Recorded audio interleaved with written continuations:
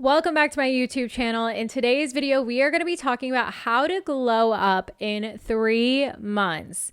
I have recently gone through a very big glow up of mine where I went from this to this, and I just really wanted to go over some of the things that I've done in the past 3 months to really glow from within and glow on the outside, which has brought me so much abundance and success and just amazing things into my life.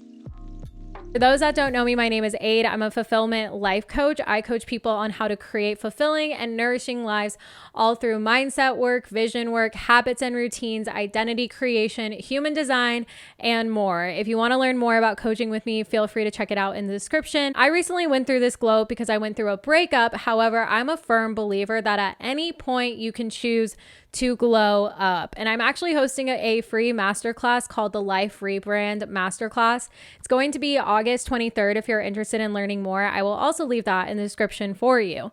And I really just want to emphasize that you can start glowing up at any point, and you are so capable, and there is an abundance of tools and support and things you can do to glow up. And you can also do it from a cost-effective perspective as well. A lot of these things is really just working on yourself and coming to love yourself and doing things for yourself, that as you continue to pour into yourself and work on yourself within, it just starts to radiate on the outside. In today's video, I'm going to walk you through some steps and tips and things like that to support your glow up journey. So I broke it down month by month. So taking it by month 1, we have awareness. In this first month, it's going to be really important to come to terms with accepting who you are and also recognizing who you aren't. And this isn't from a point of recognizing what you're lacking or recognizing what needs to be fixed on or what you're not good at. It's really just recognizing that you are who you are and you are enough and you are whole on your own, and really coming to terms with who your current self is. What are some of the qualities you have? What are some of the thoughts you have, the beliefs you have? Who have you been that has gotten you to this point? For me, and I went through my breakup, I was really evaluating, how did I get to this point? And I realized within myself that I was really not acting from a confident place. And so I've really been working on establishing a solid foundation for my confidence, which has overall helped me in my glow up journey. I definitely feel more in my essence and more whole on my own and just really owning myself, accepting myself, which has really helped foster more confidence in myself. So this is going to be really key, getting an understanding of who your current self-concept is. That way you have a foundation and an understanding of yourself, and then you're going to need to accept who you are. And just know that maybe some of the things that you might not necessarily love about yourself, you can eventually change of yourself. There are some things that you can't change, and there are definitely some things that you can. So you definitely can start to recognize what are some of those things and start to have awareness of, okay, this is who I currently am. And then you can start to map out, who do you want to be? Who is that highest self version of you? Who is that future version of you? What do they look like? What are their qualities? What do they possess? And you might tend to realize there's not that big of a gap between those two, but I really want you to start kind of taking an audit and awareness of who you are. Because again, with this identity, right? Because I can give you a whole list of things that you could do to glow up, and it might just be like a list of action items or whatever, but you really need to understand who you are and your identity at hand, because knowing that will make it a lot easier as you do some of those things, that people might recommend, like going to the gym or whatever. You really need to get a solid foundation of who you are and who are you desiring to be. Who is that glowed up version of you? And that glowed up version of, I want you to think of it as like an avatar or an alter ego. Maybe create a Pinterest board of who that would look like. Maybe create a vision board of what that would look like, and really get clear on everything about that glowed up version of you. What do they like to eat? What do they drink? How do they act? What are their routines? What do they think about themselves? How do they show up? What do they dress like? How do they do their hair? Get clear on all of that and think of it as just an extension of you to get to. It's not something that you need to go outside of yourself to get to. It is already within you. It's just a matter of tapping into it. And by getting clear on who that version of you is, it'll make it a lot easier as you take shifts and steps to get towards that embodiment. After you've gone through this awareness phase in this first month, you can really take that first month to really just get a clear understanding of where you're currently at and where you want to go. You can move into month 2, which I'm naming like shifts. There's just shifts that are going to happen this month. This is where mindset work is really key to start to understand these beliefs you have about yourself and what is maybe a more neutral or a more supportive thought that can combat a thought like, I can't do that, or I'm not good enough, my life is falling apart. Starting to work on some of those beliefs you have about yourself, because if you don't work on these beliefs, you're going to run into the same issue time and time again. You can do all of the actions of going to the gym and taking care of yourself, but if you don't work on believing yourself and really tending to your mind to have a supportive mindset, you're just going to keep running into the same problems, and it's going to make it a lot more unsustainable of growth. This is where you can also start to recognize and release what might be holding you back. And this is where maybe it's thoughts, beliefs, stories, people, certain things, or certain things that happened in the past. You're going to want to find ways to let that go.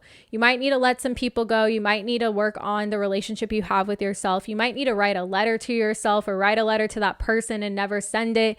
You need to start letting go of those things, because if you're holding on to it so much, there's no space or room for new things to come in. And when you are glowing up, it's going to require letting go of some things, letting go of who you thought you should be or where you thought you should be in life, letting go of people that told you need to be a certain way, or letting go of people that made you feel like you were not enough. Whatever it may be, you need to find a way to start releasing. That way you can start shifting into that new glowed up version of you. And this is the month where I would start to slowly make some changes with your avatar in mind. So for example, if the glowed up version of you meditates in the morning, start meditating in the morning. If the glowed up version of you eats healthy, start eating healthy, or start not ordering DoorDash anymore or something like that, right? Start making these little changes over time. You don't need to do everything right away and make a complete 180, right?